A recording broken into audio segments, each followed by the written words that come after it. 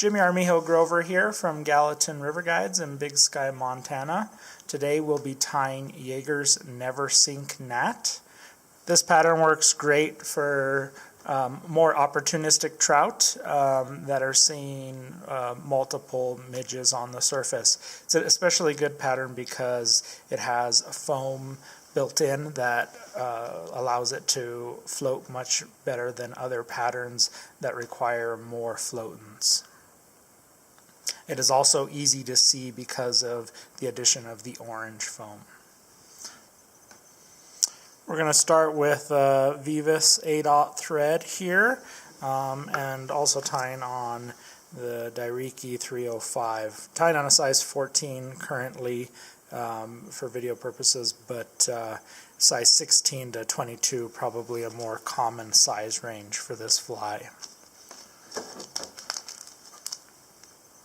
First material I'm going to tie in is a strip of 2 millimeter thin fly foam in orange for a visible post. And I've cut that into just a thin square strip, and we're going to tie it in with the tip kind of ending at the eye of the hook there. Strap that down there in the middle, get in a few tight wraps, and then trim that back end off as close as possible.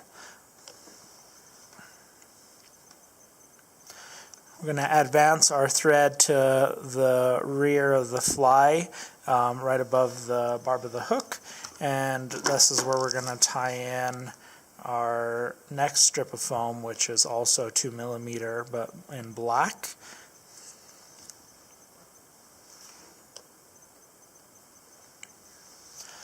I've prepared a strip here that is about the width of the gap of the hook, and I've cut a little V into the tip, and that's where I'll tie it in.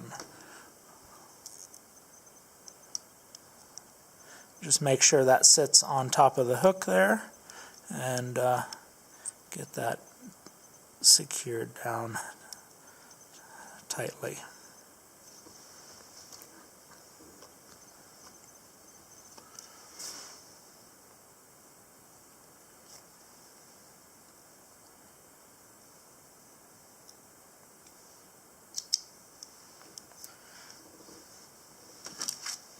Next, we're going to tie in about 3 strands of strung peacock curl. We'll tie those in right at the rear of the hook there with a couple of wraps.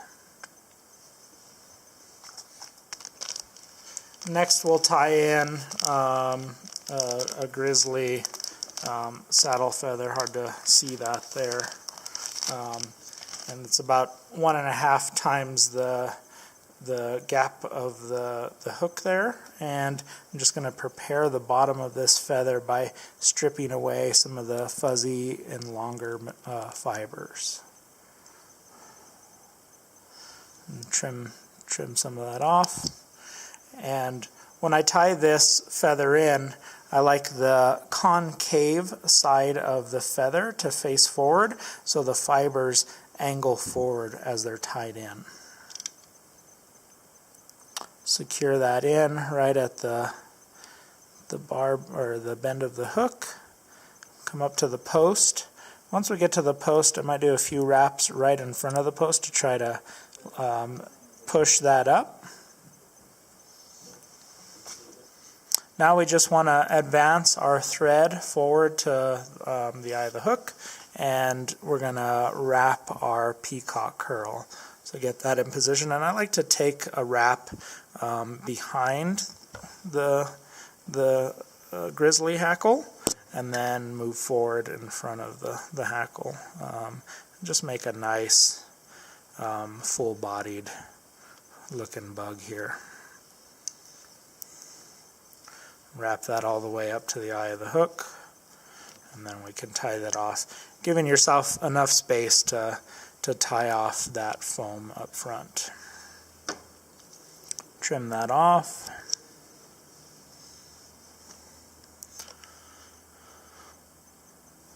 Next, we're going to wrap the grizzly hackle forward, and we should get 2 to 3 wraps behind the orange post and 2 to 3 wraps in front, depending on the size of the hook you're tying on.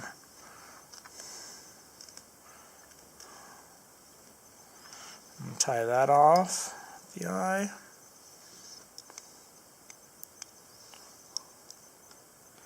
Trim that off close. And then next, I like to trim some of the fibers off around the post so that they don't stick up through the foam when we get that in position.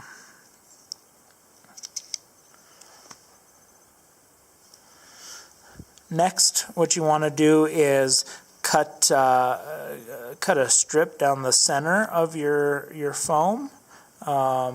And it should extend all the way to where your orange post is. So just get that far enough so your orange post can stick up through it.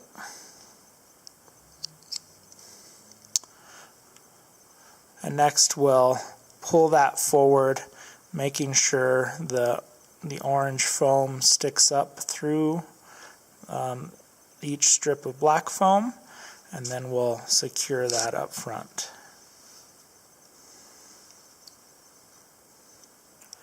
Get a few good tight wraps there, and then pull each strip of black foam tightly before you cut it, and try to get as close of a cut as possible.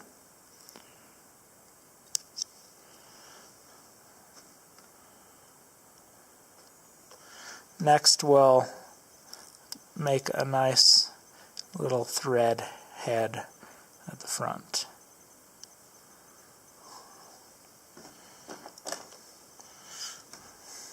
Whip finish, add some head cement if you'd like, and you're all done.